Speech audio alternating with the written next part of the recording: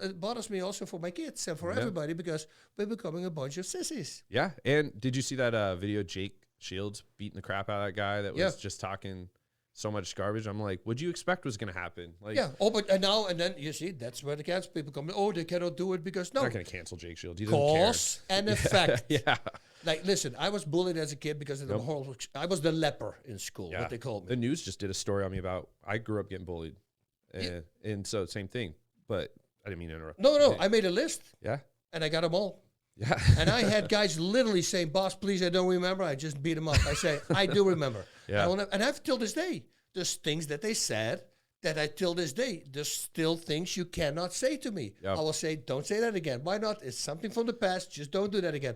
Because it will trigger me. Yeah. And I go, dude, this is 45 years ago. Yeah. And somehow, that's why I feel for these kids who got, the school shootings, right? Yeah, those horrible, horrible, horrible. I know, but I can understand it.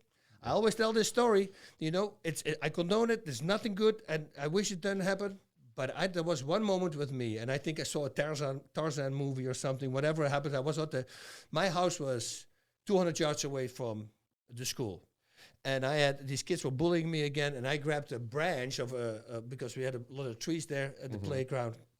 And I tried to swing in them like I saw Zorro do or whatever with the 2 feet on the chest. But the branch broke, I fell on the ground. And everybody started laughing, pointing at me. Right?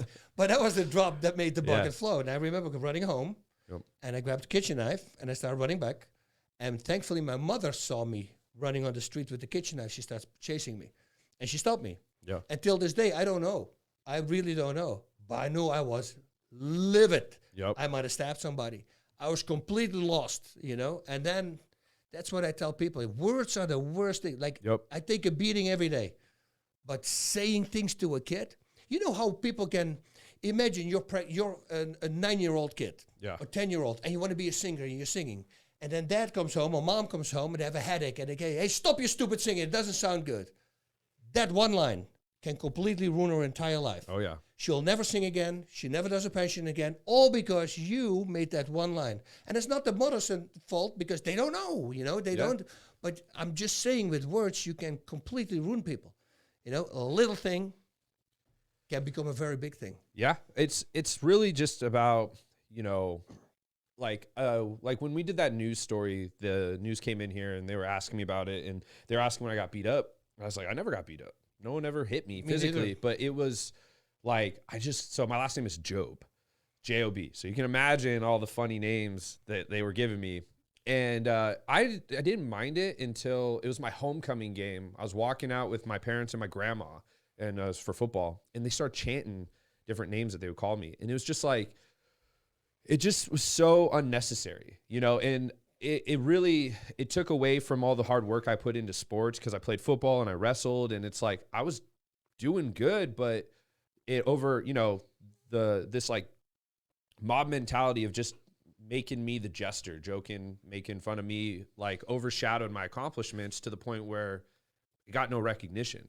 And so I always try to, there's a difference between giving someone some crap and just teasing them and like actually trying to degrade someone. And, I always say they always give me this like caution of like, oh, I'm not talking shit about this person. I'm not saying this. I'm like, dude, there's a difference between just voicing an opinion about a mutual associate and then, to me, talking shits where you actively try to degrade someone's character or sabotage their, opportunities. And that was what kind of happened to me. And so I'm totally against bullying. But I do think that nowadays, kind of coming back to the weak society part, is you can't say anything. Like, people will use originally what I said of anything to justify no responsibility, of owning their actions or, just toughening up, things like that. Like, there is a limit. Like, I think that, some grief is okay. Like, as far as teasing, as long as there's no malicious intent behind it. But, at what point do you go, come on, like, this isn't that big of a deal. It's kids, and I always visualized what kind of person do you need to be in order to do that? Yeah. And with a group. Yeah. Like also me, physically, nobody could beat me. Mm-hmm. I was just stronger. I was just always a great athlete. You know, I'll grab your head and I will start swinging you around. And that was apparently my technique, and it always worked. People was, stop, and I won. And then the first bully I knocked out with a punch to the face, knocked out, was the biggest bully in my school.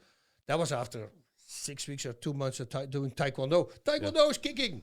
Yeah. And somehow I knocked him out, but it stopped the bullying immediately. Yeah. Now, there's people, of course, who can't do that. They don't have the physique for it, you know. And they are the guys, maybe they're going to come with a baseball bat or even worse with a gun, and then they start going after everybody because they also can have a bad day on top of their being bullied every day already, but they're used to it. It's already bad. So people have no clue what words can do. Yeah.